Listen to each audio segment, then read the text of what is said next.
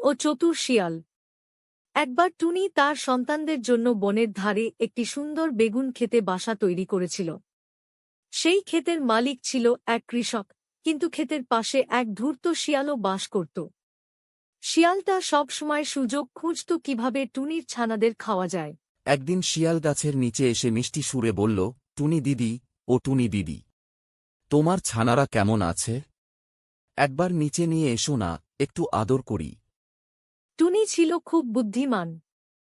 সে বুঝতে পারল শিয়ালের মতলব ভালো নয়। সে উপর থেকে জবাব দিল, শিয়াল ভাই, এখন তো ওরা ঘুমাচ্ছে। তাছাড়া আজ ওদের শরীরটা একটু খারাপ, অন্য একদিন এসো। টুনির বুদ্ধি। শিয়াল দমবার পাত্র নয়।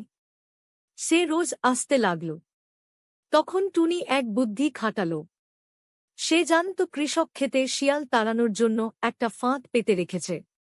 পরদিন যখন শিয়াল আবার এল, টুনি বলল, শিয়াল ভাই, আমার ছানারা তো ওই কোণের বড় বেগুন গাছটার নিচে খেলা করছে।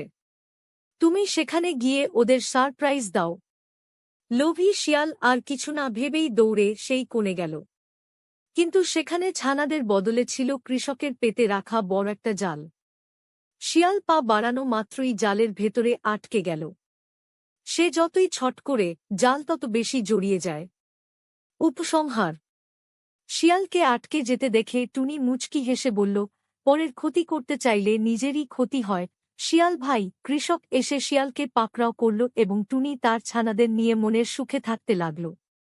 গল্পের শিক্ষা: দুষ্টু লোকের মিষ্টি কথায় ভুলতে নেই। বুদ্ধি খাটালে বড় শত্রুকেও হারানো সম্ভব।